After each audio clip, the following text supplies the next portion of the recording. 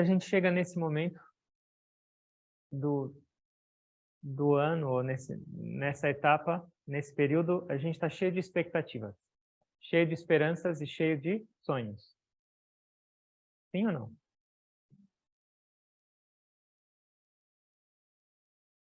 Se Deus aparecer, eu estava pensando nisso, se Deus aparecesse para vocês e falasse, ó, de tudo que você entende que é bom para a sua vida no ano que vem, nesse ano, na verdade, de tudo que você planejou e sonhou, escolhe um que você entende que vai ser o melhor e o mais importante, eu te dou. Vocês saberiam ou não? Saberiam o que escolher ou não? Sim? Saberia? Saberia? Vocês não sabiam.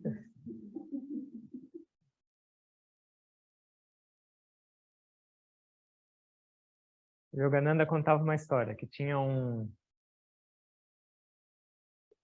uma pessoa que era muito rica. Ela tinha um pouquinho de devoção, ela orava um pouquinho, mas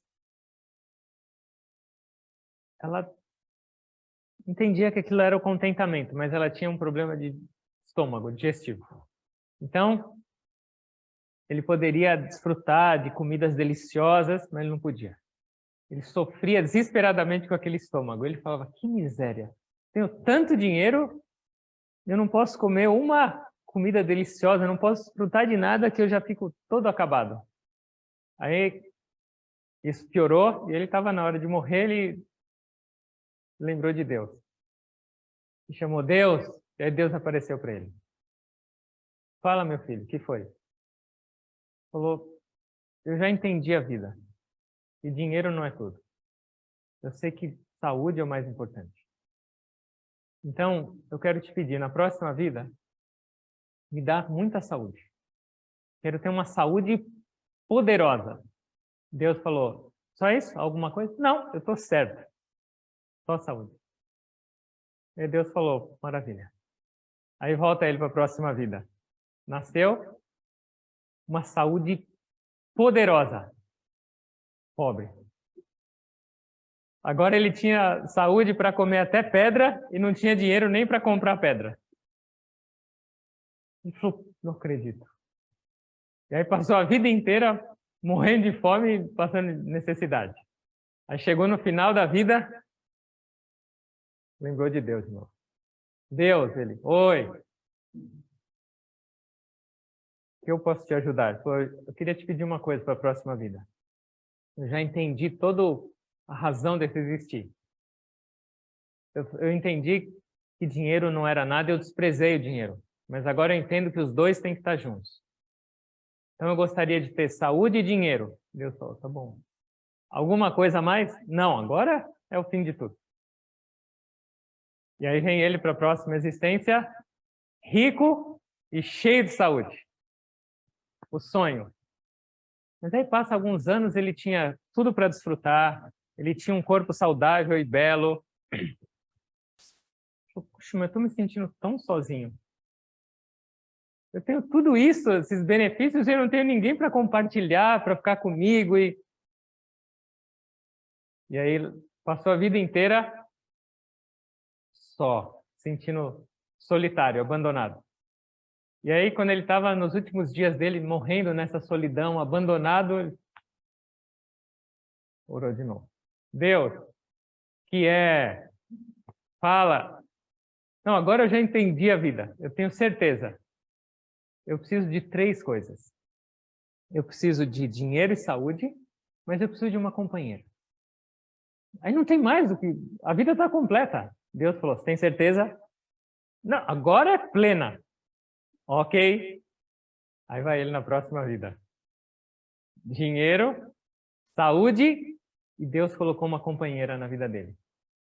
Mas essa companheira era, como eles chamam, carne de pescoço. Ela era um terror, ela infernizou a vida dele cada dia da existência dele até o último dia. E no último dia, quando ele estava morrendo de desgosto, porque ele conheceu o inferno nessa vida. E o inferno estava manifestado do lado dele. Ela aterrorizou a vida dele. Ele falou, eu sabia. Deus, não é possível, de novo você. Você nunca está satisfeito? Ele falou, eu estou entendendo o seu esquema. Eu pedi uma companheira, mas eu esqueci. Eu queria uma companheira maravilhosa, amorosa, que fosse um anjo na terra. Aí não tem mais o que fazer. Ele falou, você está certo disso, é só isso. Ele falou, não tem outra coisa, é só isso. Estou agora seguro. Tá bom. Aí vai, próxima existência. Dinheiro, saúde e uma esposa, era uma santa, era um anjo. Então o que acontece? Depois de 5 anos de casado, ela morreu. Não acredito. Eu nunca mais vou achar ninguém igual a ela. Nem quero procurar. Ficou em depressão. Na hora de morrer, de novo orar. Deus já apareceu com a mão na cabeça. Fala, meu filho, qual é a sua certeza agora? Ele falou, eu estou aprendendo pouco a pouco, mas eu tenho que ser mais detalhista com você. Ele falou, tá bom, o que você quer? Dinheiro, saúde, uma esposa amorosa, linda e perfeita, mas que viva bastante. Só isso? Certeza? Manda ver. A próxima vida. Rico, saúde e uma esposa maravilhosa, amorosa. Era o céu na terra. Só que ela vivia demais. E começou a passar os anos, ela começou a ficar velha e enrugada. Nossa, minha esposa está muito feia. Meu Deus. Ela não era assim, desse jeito? Olha, tudo caído, tudo... Meu Deus do céu. E aí, ele falou, ele trabalhava, ele tinha uma secretária. Metade da idade dela. Ele falou, minha esposa é muito legal, mas essa secretária é tão linda e parece que ela gosta de mim. E aí, já sabe, né?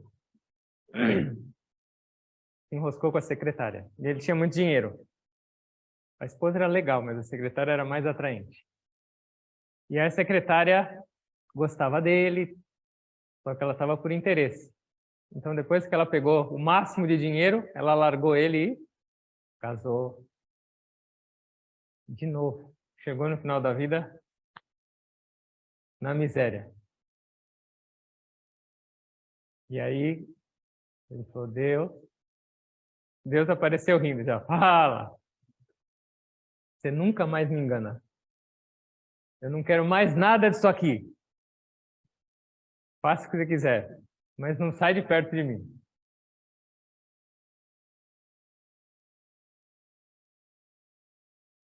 O que significa isso?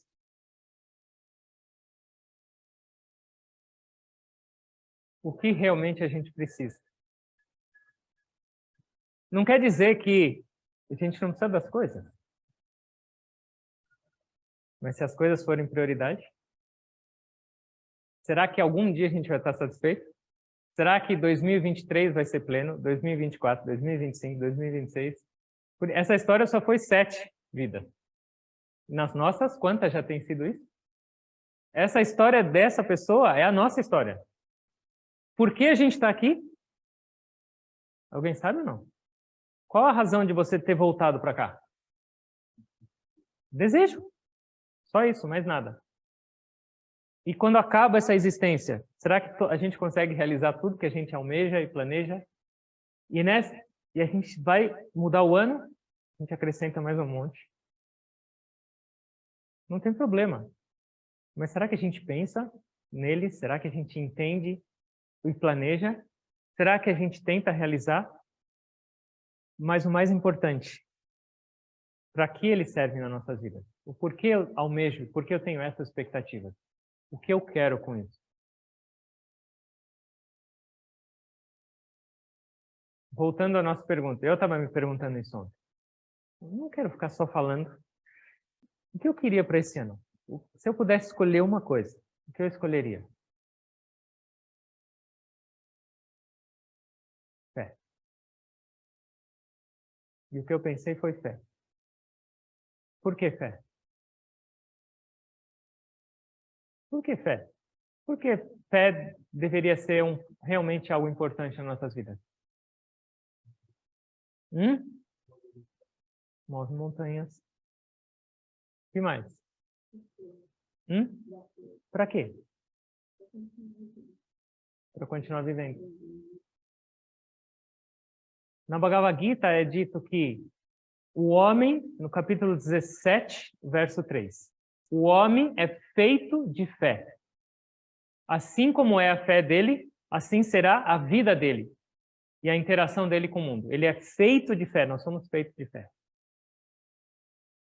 E fé aqui, eu estou falando da fé espiritual, fé divina, fé num Criador perfeito. Mas como isso poderia ajudar nas nossas vidas? Como isso poderia, talvez, ser importante para as nossas conquistas materiais, para a nossa vida?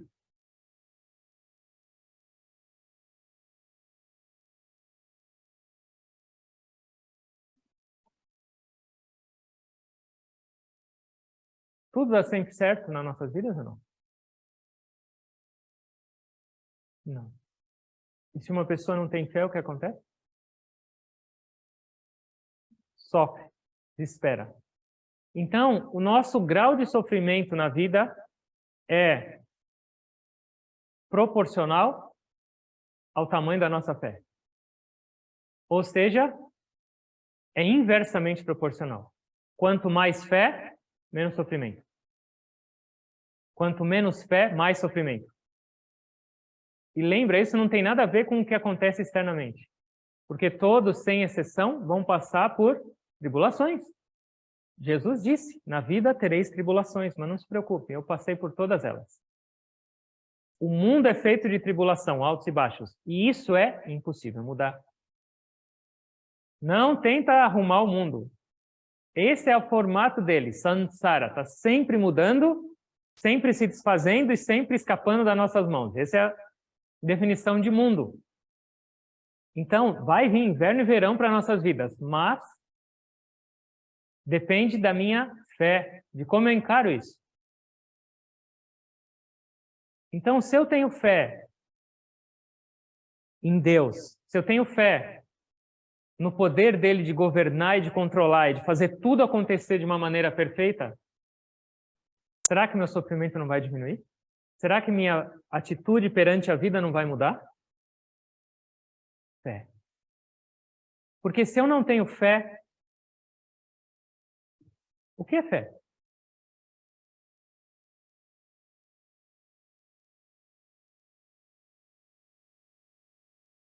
Vocês têm fé ou não? Jesus disse, na barca lá, o que ele falou? Ó, vocês de pouca fé. Vocês têm fé ou não? Tem? Tem? E o que é fé? Vocês têm? O que é fé? Acreditar sem conhecer. Contentamento. Certeza. O que mais? Entrega.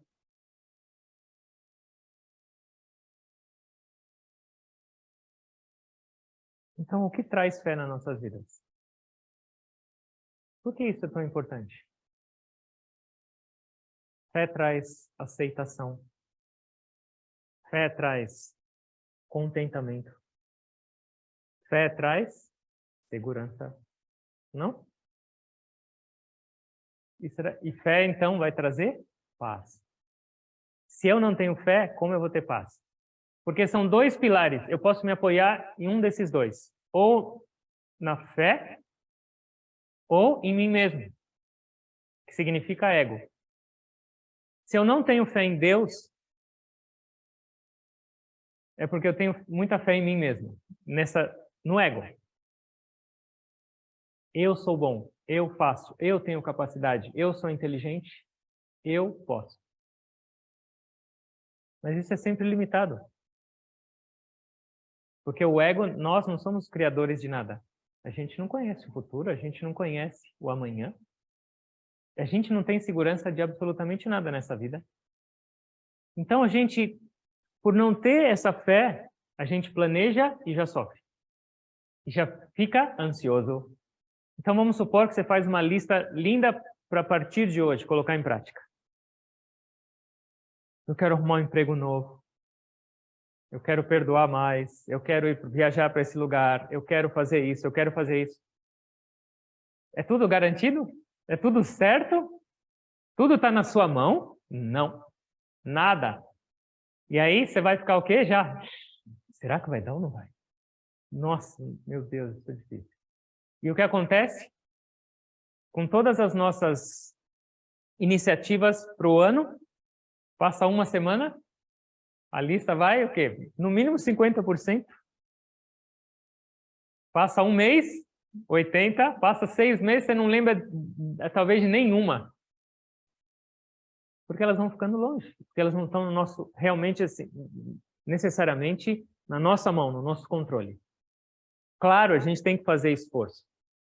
Claro, a gente tem que pensar e planejar. Isso faz parte. Nosso guru é economista.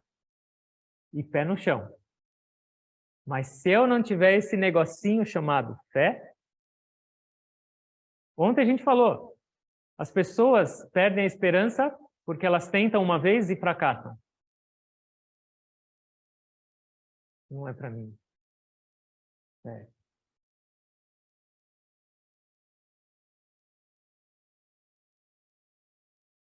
A fé, nessa perspectiva, faz com que a gente aceite mais tanto o doce quanto o amargo. E dê as boas-vindas. Tanto o sucesso quanto o fracasso. Por quê? Porque a fé traz isso.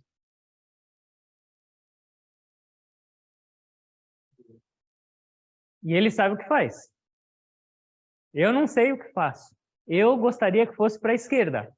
Eu tenho certeza que ali seria melhor. Mas acho que ele sabe um pouco mais do que eu. E ele falou, não, não é pela esquerda. Aqui é para a direita. Se eu não tenho fé, o que eu vou fazer? Miséria, essa vida. Dá tudo errado. Aceitação. Ele sabe o caminho. Eu posso ter minha vontade. Fé não significa não ter vontade, ou não querer, ou não almejar. Mas significa ajustar e adequar e se flexibilizar quando não for a sua vontade. Porque você sabe que aquilo só foi a demonstração que a sua vontade, que é pequena, não estava alinhada com a vontade divina. É. O que vem antes de fé? A fé é algo que deve ser construído. A gente não nasce com essa fé. Os bebês, na verdade, têm. Eles têm fé na mãe. Mas depois que eles crescem e começam a ter um pouquinho de consciência, já não é mais fé. É um passo antes da fé. E esse passo antes é chamado de? Não. Acreditar. Crer. Para você ter fé, você precisa primeiro crer. Acreditar em algo. E aumentando esse acreditar com a experiência, com a prática, ele se torna fé, porque o acreditar junto com uma experiência se torna fé. Então, você ouve que Deus está dentro de você. E faz sentido. Você leu ou você escutou e aquilo lá deu alguma... Puxa, faz sentido. Isso aí é o crer. Como eu vou transformar isso em fé? Eu vou praticar. Então, o guru fala, fecha os olhos, medita, faz essas técnicas e você vai sentir que Deus está dentro de você. Então, quando você começa a fazer e tem uma gota dessa experiência, você teve um pouquinho de paz, um lampejo dessa tranquilidade, você fala, é verdade, tem algo dentro de mim. E esse já é a sua base da fé. Então, do crer com a prática, com o treino, gradualmente isso vai se tornando fé. E essa fé cresce, cresce, cresce, até que ela se torna inabalável. Ontem eu estava lendo na Bíblia um dos livros do Antigo Testamento, que é de Jó. Já leram ou não? Não. Jó era um devoto de Deus. E ele tinha toda a prosperidade. Animais, uma família maravilhosa e saudável, muito dinheiro, muita terra, muitos amigos, muita saúde, tudo. Acho que ele não era o mesmo da história do Yogananda. Ou ele veio logo depois. E aí um dia Deus estava reunido com os anjos, e aí ele, no satsanga com Deus, com os anjos, Satã apareceu lá. De gaiato, entrou no meio da reunião. E aí Deus falou, onde você estava? Ele falou, estava passeando por aí. Ele falou, você estava passeando, você viu o meu servo Jó? O que você acha dele? Você viu a devoção que ele tem? Aí o Satã falou, qualquer um que tivesse tudo que você deu para ele, saúde, família, roupa, animais, dinheiro, quem não ia gostar de você? Tira isso aí dele, você vai ver que ele vai começar a xingar você à torta e direito. Deus falou, duvido. Te dou liberdade. Vai lá, pode arrancar tudo dele, mas não mexe nele, arranca tudo. Aí ele foi lá. Satã foi lá e Jó estava em casa, de repente chegou um servo. Mestre, você não acredita? Chegaram um pessoal, saquearam todos os seus animais, mataram os escravos. Ele acabou de fechar a porta, chega outro. Você não acredita? Chegou um terremoto, todas as suas casas, suas propriedades foram demolidas. Não dava nem tempo de respirar, entrava outro na porta. Você não acredita? E a última casa demolida, todos os seus filhos estavam jantando, morreram todos. Ou seja, em 1 minuto ele perdeu tudo. Só estava ele e a esposa. E é o que ele fez? Se curvou e falou assim, Deus me deu, Deus tirou, veio e voltou para a origem. A esposa não gostou muito. E aí, Deus ficou mais orgulhoso ainda. Ele estava fazendo outro satsanga com os anjos. Satã apareceu e falou, e aí? O que você achou do meu servo? Ele falou, ok. Vocês viram que eu estou mudando um pouco, né, a passagem da Bíblia, não é? Mas ele viu que tudo externamente a ele demoliu. Mas se algo referente à própria pessoa dele, ele não aguenta. Deus falou, vai, testa. Pode fazer o que você quiser, deixa ele vivo. Satã foi lá. E trouxe para ele lepra. Inteira no corpo. Acabada. Ou seja, ele não tinha mais nada e agora ele estava no estado deplorável. Aí a esposa abandonou ele. Era a última.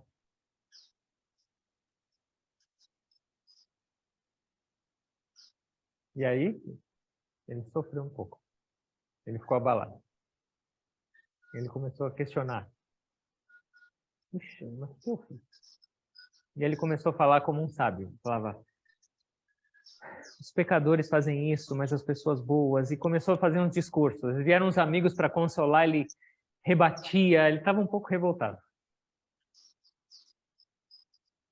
Igual em Arjuna. Arjuna, na Bhagavad Gita, ele estava cheio de fé.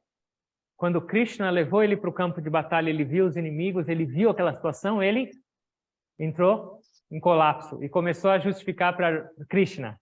A gente não deveria lutar por isso, vai trazer mistura de raças, nossa família vai ser manchada de sangue. Isso. É muito parecido Jó com essa parte de Arjuna. É muito interessante, é muito parecido.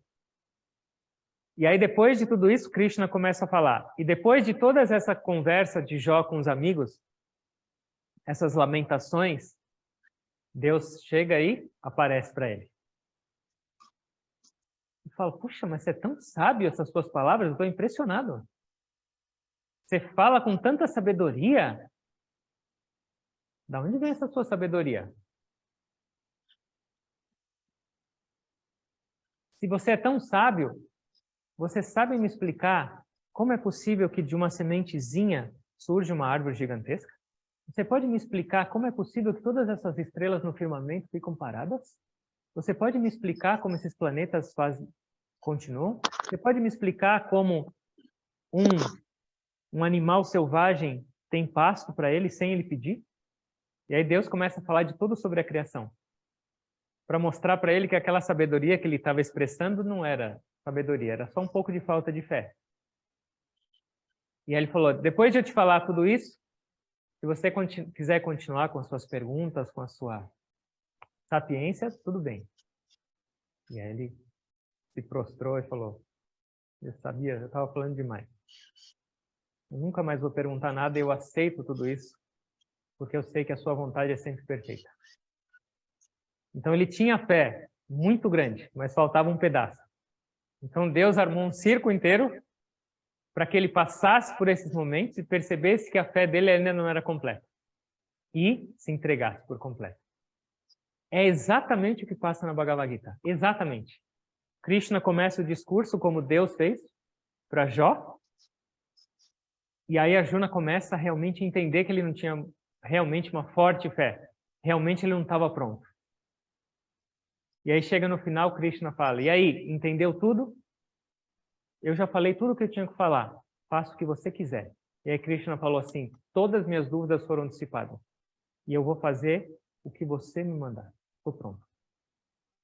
E foi o Jó. A mesma coisa. Se vocês puderem, leiam. É muito legal.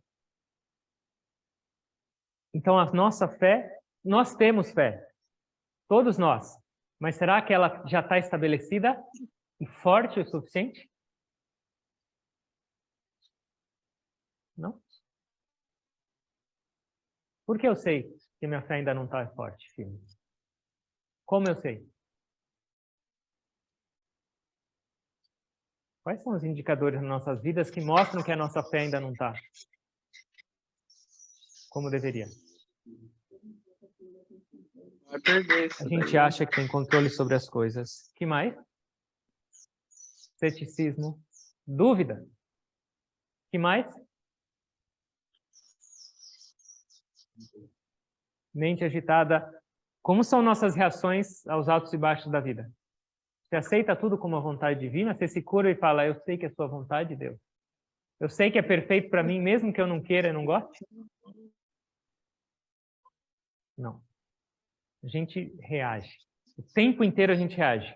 Quando uma vírgula não sai do jeito que a gente quer, mal-humorado. Saio colocando culpa em todo mundo. Fico triste, fico frustrado. Isso é falta de fé. Ou é uma fé incompleta? Quanto mais fé eu tiver, mais aceitação e mais harmonia eu vou ter na vida. Os altos e baixos vão continuar, mas eu não vou me afetar tanto por eles. O homem, o ser humano é feito de fé. Assim como é a fé dele, será a vida dele. Então, a fé não é só necessária para a gente realizar Deus, para a gente acreditar nos gurus, não. A fé é necessária para o nosso viver cotidiano, nosso viver diário. E assim como Jó foi testado para compreender, nós somos todos os dias testados. Todos os dias a gente tem contrariedade, todos os dias a gente tem coisas que não saem do jeito que a gente gostaria. Mas será que é para deixar a gente triste, para baixo, chateado? Não. Só para mostrar, tem alguém maior que você, mais inteligente que você, e sabe o perfeito para você. Será que você podia dar um pouquinho de olhada para ele? É. Então, do crer, a gente pode praticar para ter fé. E a fé pode ser praticada ou não? Sim? Como?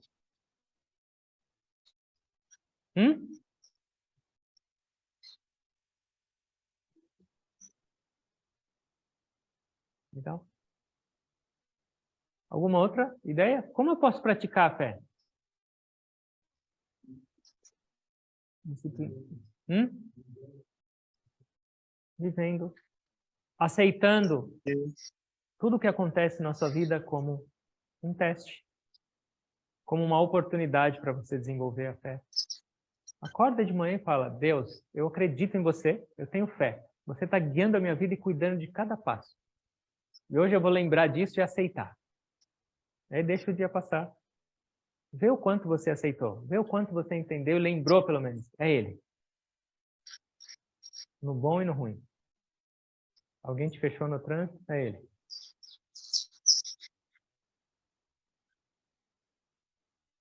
Saúde e doença. É Ele ou não? É ou não? É Ele? Nascimento e morte. É Ele ou não?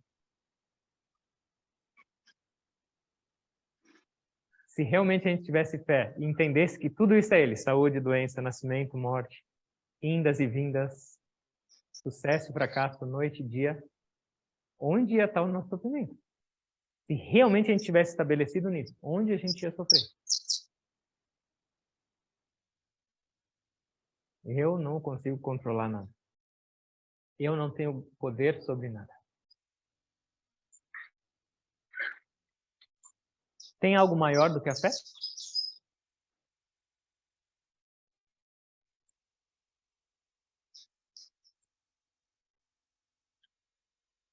Entrega. De crer para ter fé. De ter fé, entrega. E agora, o que é entrega?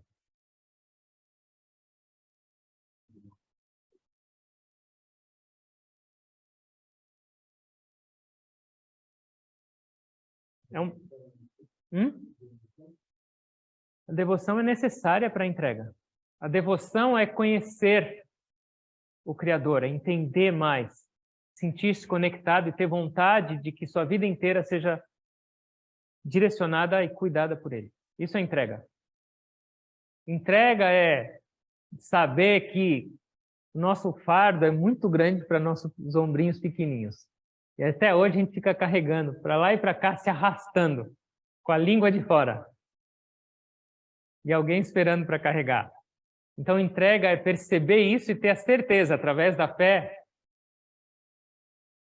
Ele vai cuidar. Tudo. Cada instante é Ele. Tinha uma pessoa, ele vivia num reino. E ele era o ministro do rei. E esse ministro, vocês já devem ter ouvido essa história. E esse ministro, ele só ficava falando assim, graças a Deus. Tudo que acontecia, ele falava graças a Deus.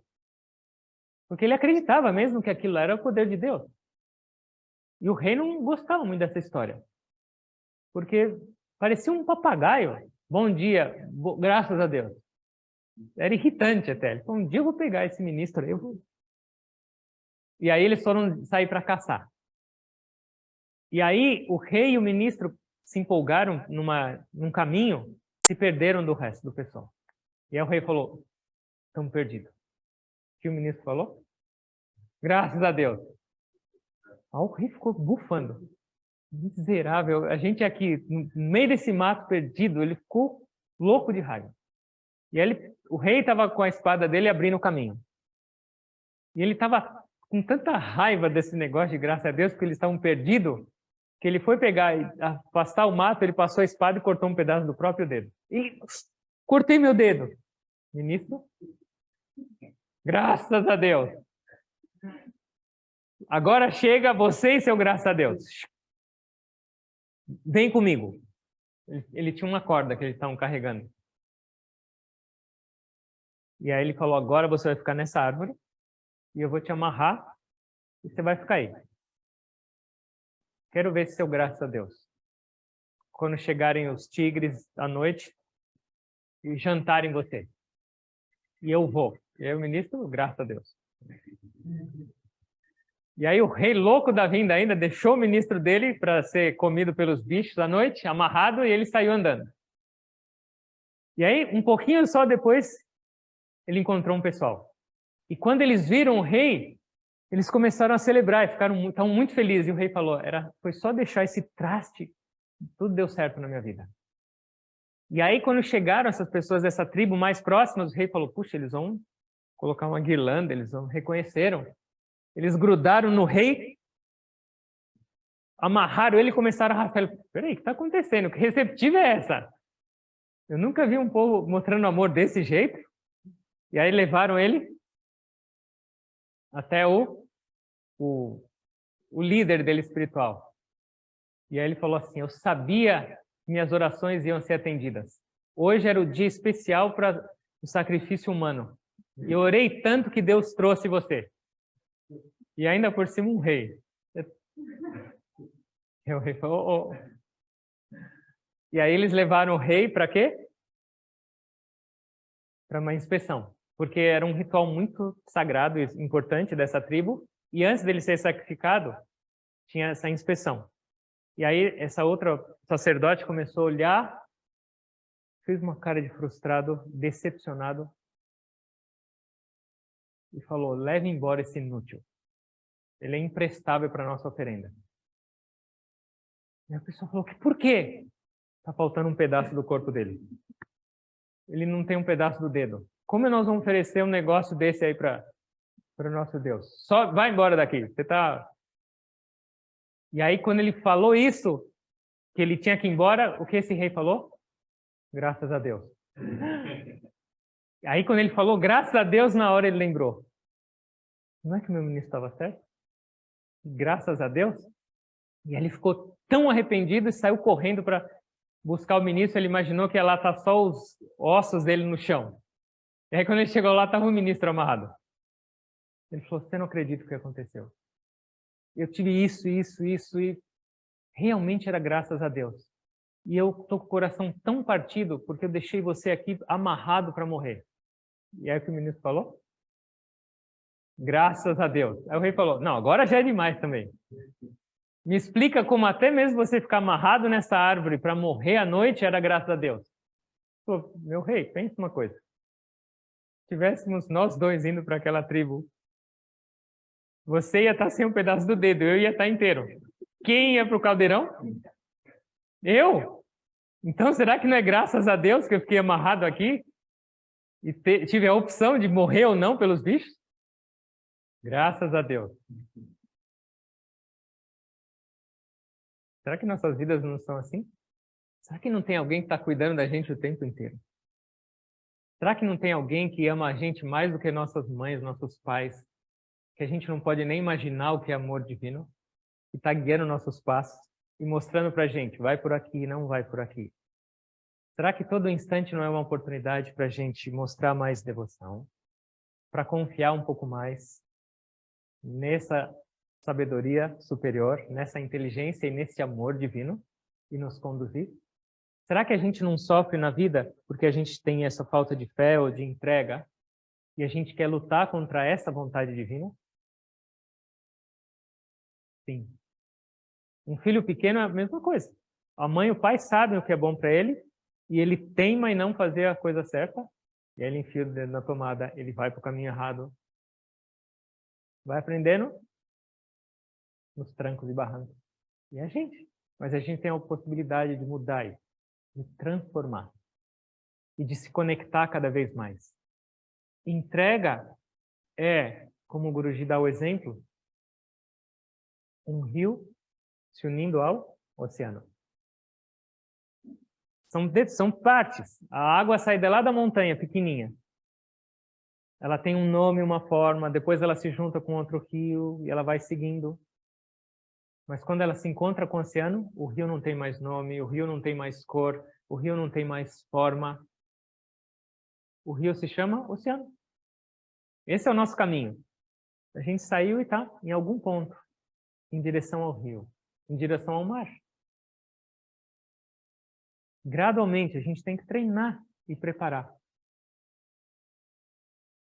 E quando a entrega se torna absoluta e completa, como chama isso? Realização. Graças a Deus. O que é a realização? É a entrega completa. Já não tem mais dois. O rio e o mar se tornaram um. De crer para fé, de fé para entrega e de entrega para samadhi, realização. A gente tem que expandir. E isso é para nossas vidas todas, não só para a nossa vida espiritual. Um homem sem fé, na verdade, não é um ser humano. Uma pessoa sem fé, ela é igual a um animal. Ela vive só por instinto, reagindo, vivendo por desejos. O que eu quero para esse ano? Tenha suas metas, tenha seus propósitos, seus planos, tem que existir. Mas se você esquecer de Deus, esquece. Você pode conquistar tudo que você colocou nessa lista. Você ainda não vai ser feliz. Você não vai ter paz. Conecta. E mesmo quando você não alcançar da sua lista, você vai ter paz. O que a gente quer para a nossa vida? É tão lindo. 3 termos que estão presentes nas nossas práticas, na nossa vida. A gente precisa de energia, disciplina e de alto esforço para conquistar. Porque a gente não está nesse estágio de entrega onde sim, tudo é Deus que me leva e faz. Não. Enquanto eu tenho essa percepção de dualidade, eu tenho que fazer. E fazer bem feito, e me esforçar. Usar minhas habilidades para realizar minhas responsabilidades, para realizar os meus sonhos com esse esforço. Esse é um aspecto extremamente importante. Uma pessoa preguiçosa, uma pessoa sem essa força de vontade, esquece. O segundo esforço é a inteligência.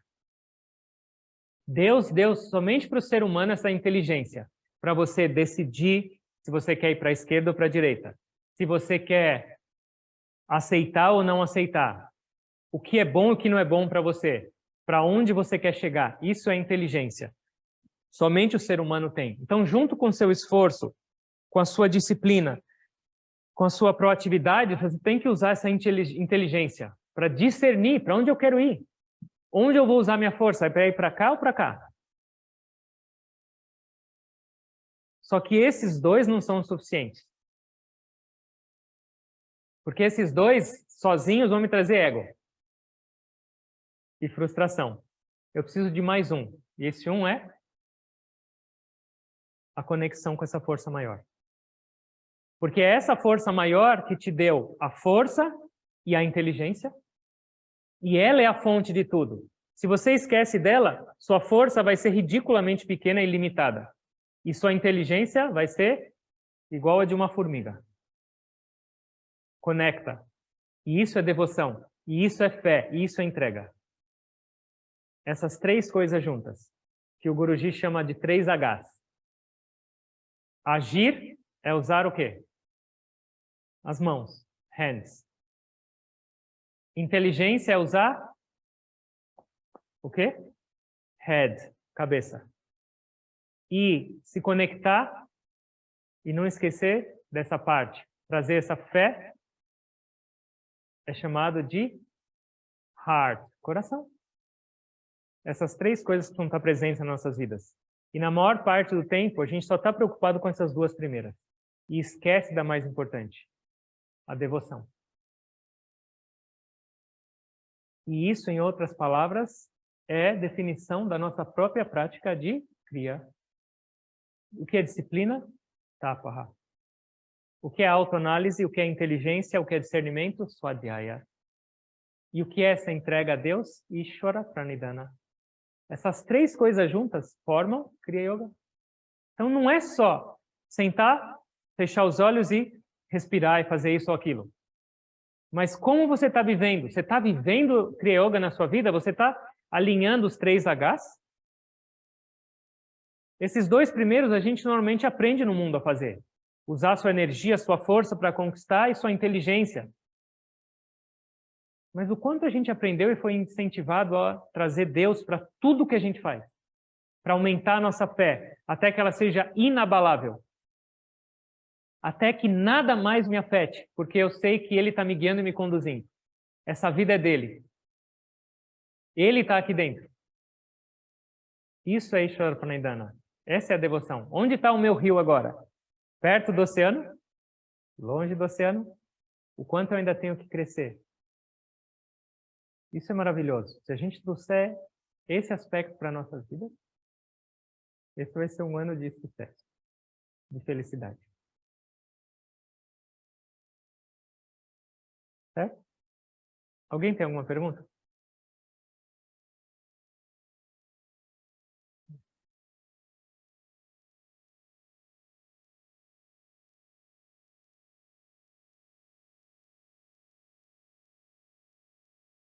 A gente tem que tentar.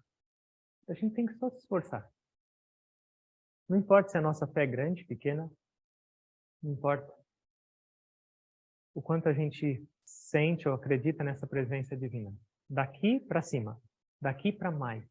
Cada instante do nosso dia não serve para você falar isso é ruim, isso é bom, isso eu gostei, isso eu não gostei, isso me fez feliz, isso me fez triste. Não. Isso nós vamos sentir, mas isso não pode ser a única expressão nossa de resposta ao que a gente recebe no dia a dia. Será que a gente não pode pelo menos tentar lembrar que isso veio de Deus? Será que a gente não pode pelo menos teoricamente lembrar que tem uma inteligência perfeita e amorosa conduzindo a nossa vida? Quantas oportunidades a gente não tem para aumentar e crescer, para melhorar? Infinitas. Depende de nós, depende do nosso desejo de alcançar isso. De chegar num estado onde absolutamente nada nessa vida vai nos abalar mais. O tempo inteiro nesse estado de contentamento e de amor, de alegria e paz. Será que não é isso que a gente quer? E será que não é por isso que a gente faz uma lista imensa no Ano Novo? Para que através disso a gente alcance? Mas junto a tudo isso, fé, entrega, devoção, conexão. Certo? Vamos fechar os olhos, por favor, um pouco. Observa a sua respiração.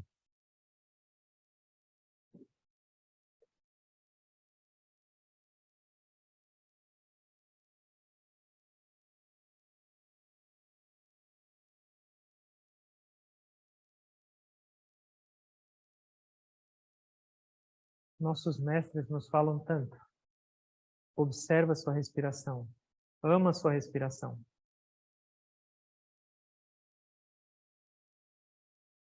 A respiração é a presença de Deus. Mas o problema é que a gente ainda não sente.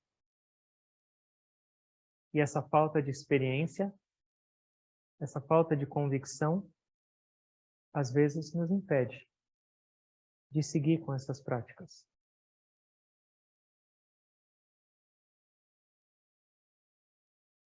A prática vai trazer a experiência. E a experiência vai trazer a fé. Mesmo se você não sente, segue. Continua tentando.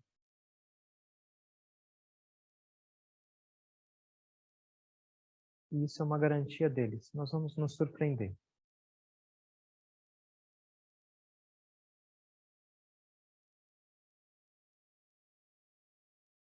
Eu vou ler uma expressão para vocês de um grande mestre chamado Ramana Maharshi. Continua observando a respiração, se conecta com Deus. Não perde esse momento. Coloque seu fardo aos pés do Senhor do Universo, aquele que é sempre vitorioso e que realiza absolutamente tudo. Permaneça ancorado no coração, a morada do absoluto transcendental. Deus conhece o passado, o presente e o futuro. E Ele determinará o futuro para cada um de vocês. E Ele realizará o trabalho de cada um de vocês. O que deve ser feito por Ele será feito na hora certa. Não se preocupe. Habite no coração e entregue todas as suas ações ao Divino. Continua com os olhos fechados.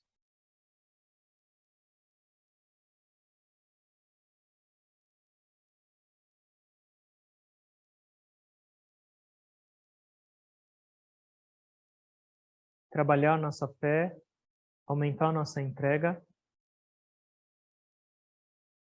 é um trabalho interior.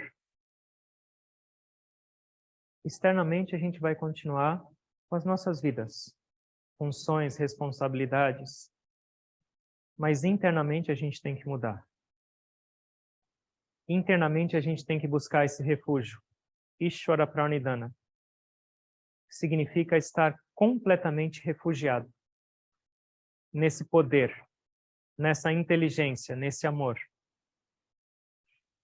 nessa força infinita, até que a gente sinta que ela seja a condutora das nossas vidas, em cada passo. Que a gente possa mudar a nossa visão do mundo. Não é um mundo para a gente obter o que a gente deseja. Não é um mundo de desfrutos e prazeres. E tampouco é um mundo de sofrimento. Mas é um mundo da presença de Deus, onde cada instante Ele está nos chamando. Onde cada situação Ele está abrindo nossos olhos para a presença dEle. Para que todo o nosso sofrimento, para que todas as nossas preocupações, ansiedades, medos e todo esse lixo que a gente carrega se dissolva por completo e para sempre. Isso significa a presença de Deus nas nossas vidas. Isso significa fé e entrega.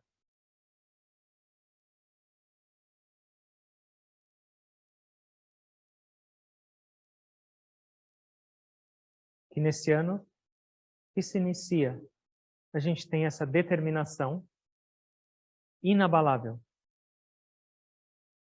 de ter essa experiência cada vez mais viva nos nossos corações. De nos estabelecermos nesse estado de entrega, de fé, de devoção, de confiar no condutor das nossas vidas e de aceitar tudo como um presente dele. Lembra, nossa parte é só seguir em frente. Tentando, errando, esquecendo e retomando. Sem parar, sem desanimar, sem julgar. Essa não é nossa parte. Nossa parte é só caminhar.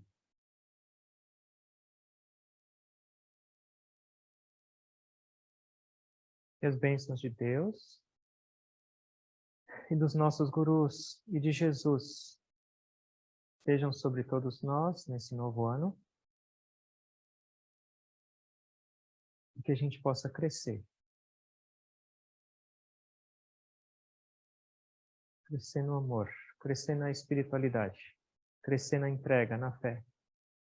Crescer nessa celebração da vida.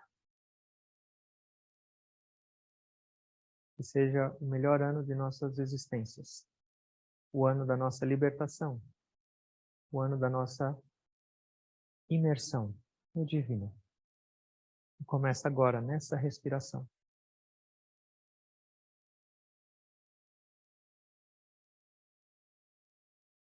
Eu agradeço a todos vocês.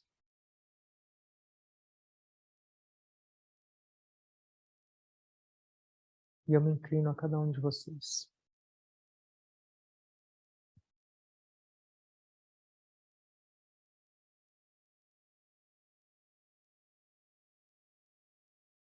Om. Amém.